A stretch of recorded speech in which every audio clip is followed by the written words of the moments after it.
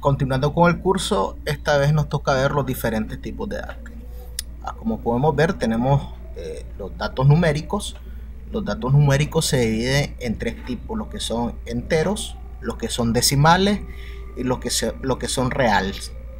Entonces, por ejemplo, los valores enteros, vamos a ir del menor hacia el mayor. Fíjense bien, tiene un estado, el bit, que es de 1 y 0, ¿verdad? Ideal para valores booleanos, eso lo podemos utilizar.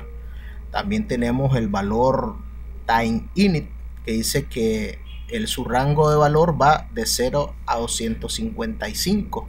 Entonces, ¿en qué lo podemos utilizar? Por ejemplo, les voy a dar un ejemplo. En una empresa donde tenemos 5 departamentos, perfectamente puedo utilizar el time init, ¿verdad?, como tipo de datos, como llave.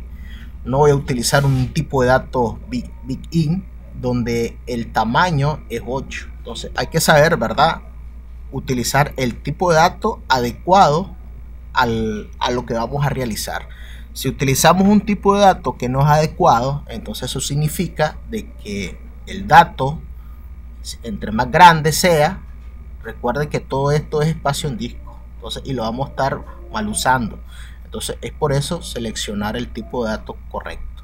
Entonces también tenemos small int, fíjense bien, que va de menos 32.000 a 32.700. Tenemos el entero, dice que es 4 bytes y va de 2.147.000 a 2 millones. Entonces va de dependencia. Y el big int, ¿verdad?, que va de esta cantidad. Miren.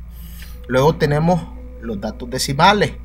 Tenemos que esto va, miren, el tamaño dice que va de 5 a 17 bytes. Eso va a ir en dependencia, ¿verdad?, de lo que configuremos en el decimal.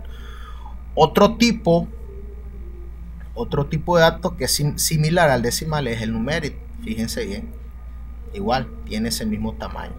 Luego tenemos el valor money.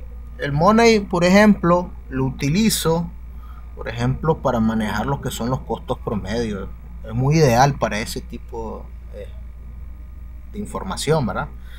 Y tenemos un dato más pequeño del money, fíjense bien, que es el small money, ¿ya? Como les digo, esto va a ir en dependencia del tipo de datos que ustedes vayan a utilizar.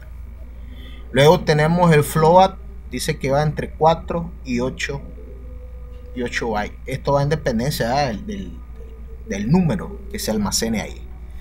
Y real dice que su tamaño es de 4. ¿Ya? Esto es con respecto a las funciones numéricas.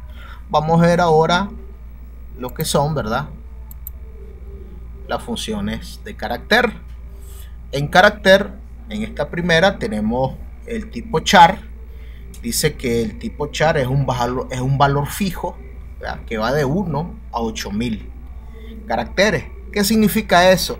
Si ustedes a la hora de escribir un tipo de datos char le ponen un valor de 10, entonces los 10 caracteres tienen que ir en la cadena, si no les va a generar error. Por eso se le dice un valor fijo. Y entonces, y los bytes van a depender del número de caracteres que se ingrese. Luego tenemos varchar, es similar al char.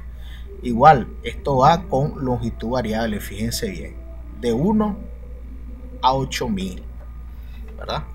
Ok. Tenemos también el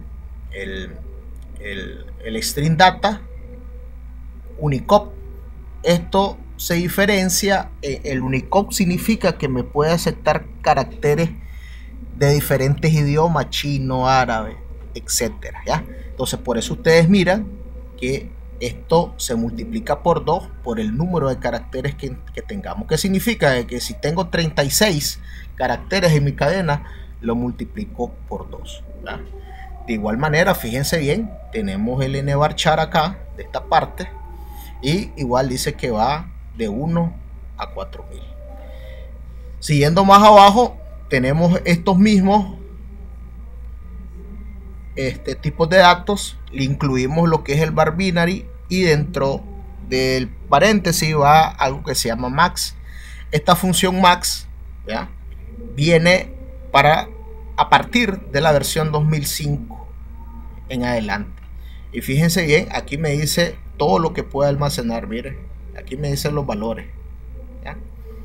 Ok, vamos con lo siguiente, con las funciones de fecha. ¿Sí dice bien?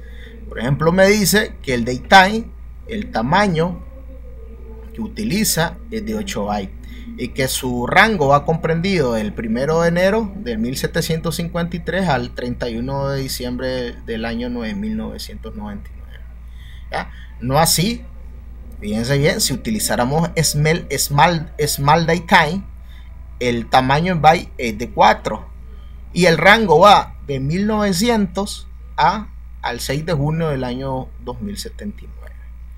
También tenemos otro tipo más corto, el day, fíjense bien que son de 3 bytes, y aquí miramos el rango también. Miren, tenemos time, esta función time es para solamente que nos regrese la hora, ese es el tamaño en byte. ¿Ya? También tenemos datetime 2 y tenemos otro rango, fíjense bien. Entonces, el uso de tipo de datos, en conclusión, va a depender de la situación, o mejor dicho, va a depender de lo que necesitamos realizar y lo que necesitamos guardar en nuestra base de datos. Si usamos un tipo de datos que es incorrecto, que tal vez no es el caso, acuérdense, les recuerdo de que entre más grande o entre más bytes tenga, eso me va a afectar el tamaño en disco. Por eso es recomendable seleccionar el tipo de datos. Para eso debe haber un DBA que mire el tipo de datos que realmente corresponda a una tabla, porque por desgracia pues en las empresas el programador le hace de DBA, le hace de programador, le hace de todo tipo, ¿verdad? Pero hay que ponerse a pensar, ¿verdad?, a la hora de diseñar nuestra base de datos y ver, ¿verdad?, con todo esto, con las diapositivas que tenemos, ver realmente el dato que necesitamos.